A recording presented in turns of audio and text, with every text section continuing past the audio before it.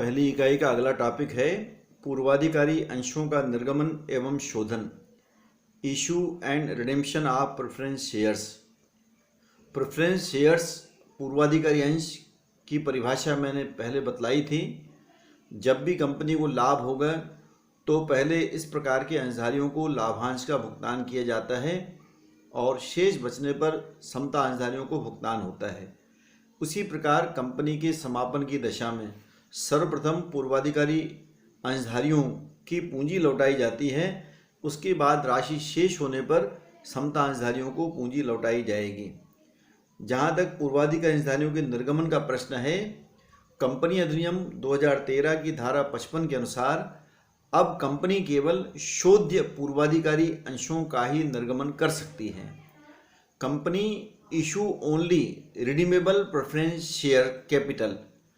अशोध्य पूर्वाधिकारी अंशों का निर्गमन अब नहीं किया जा सकता।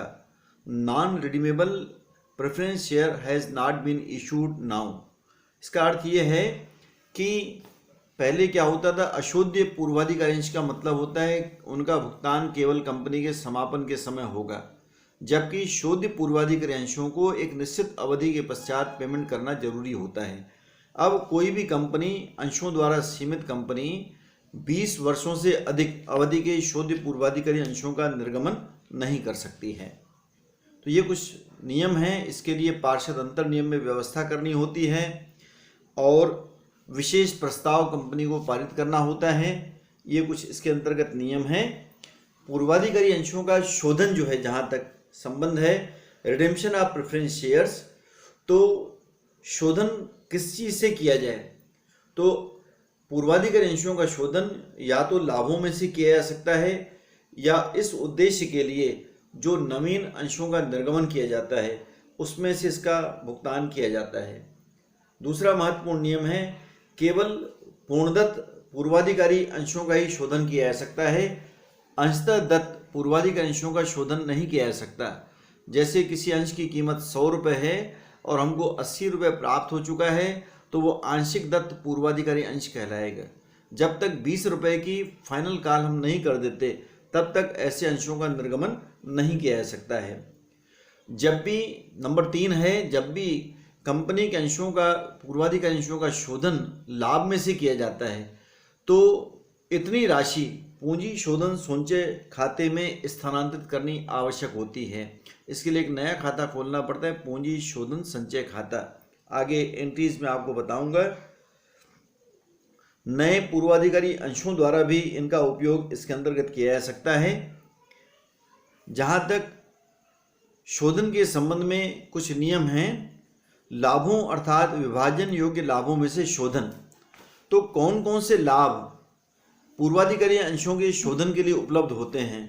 इसमें पहला होता है लाभ हानि विवरण, statement profit and loss account, सामान्य संचय जनरल रिजर्व, संचित कोष रिजर्व फंड, बीमा कोष इंश्योरेंस फंड, लाभांश समानीकरण कोष, डिविडेंड इक्वलाइजेशन फंड, कर्मचारी क्षतिपूर्ति कोष एम्प्लॉइज कंपेंसेशन फंड और कर्मचारी दुर्घटना कोष वर्कर्स एक्सीडेंट फंड।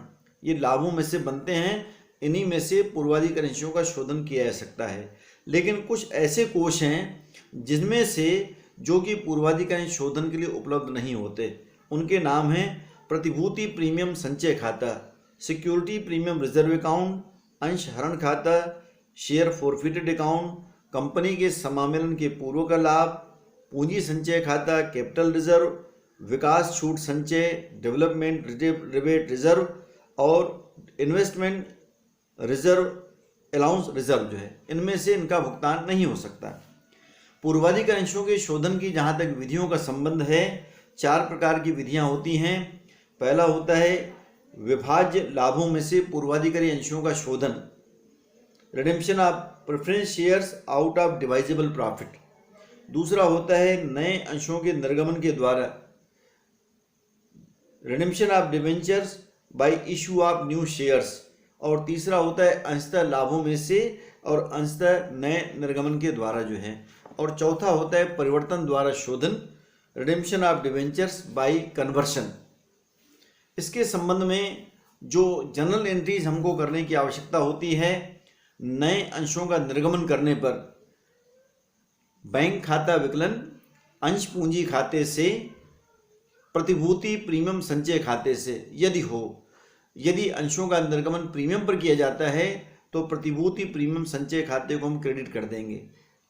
विभाज्य योग्य लाभों में से अंशों का शोधन किए जाने पर, अभी मैंने आपको बताया था कुछ कोष जो हैं इसके लिए उपयोग में लाए जाते हैं।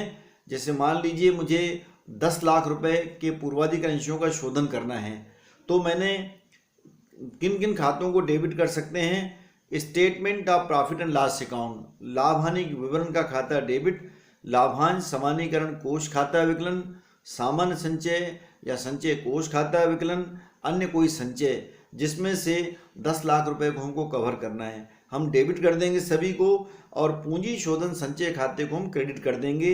ये दूसरी एंट्री। शोधन पर दी जाने वाली प्रीमियम की राशि की व्यवस्था करने पर, अब शोधन पर जो मुझे प्रीमियम देना है उसको हम कहाँ से निकालेंगे? तो प्रतिभूति प्रीमियम संचय खाते से उसका एडजस्टमेंट होता है। इसके लिए जितना भी मुझे प्रीमियम देना है हम करेंगे प्रतिभूति प्रीमियम संचय खाता विकलन, लाभ हानि विवरण डेबिट, सामान्य संचय खाता विकलन और पूर्वाधिकारी अंशों के शोधन पर प्रब्याजी खाते से। जैसे 10 लाख रुपए के पूर्वाधिकारी अंशों को 20% प्रीमियम पर निर्गमन करना है तो 2 लाख रुपए से मुझे इस प्रकार की व्यवस्था करनी होगी।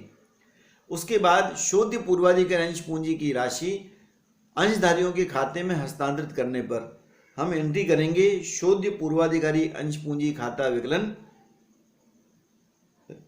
पूर्वाधिकारी अंशों के शोधन पर प्रब्याजी खाता विकलन और पूर्वाधिकारी अंशधारी खाते से कर देंगे। उसके बाद इनका हम पेमेंट करेंगे तो पूर्वाधिकारी अंशधारी खाता विकलन और बैंक खाते से कर देंगे। उसके बाद एक परिस्थिति मैंने बताई, यदि आंशिक दत्त पूर्वाधिकारी अंश है तो उसकी पहले फाइनल कॉल की जाएगी।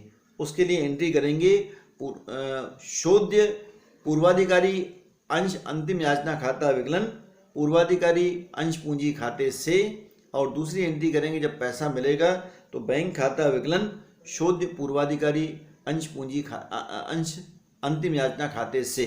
ये इसके संबंध में एंट्रीज होती हैं। आगे कुछ एग्जाम्पल के माध्यम से हम इसको समझने का प्रयास करेंगे। Thank you.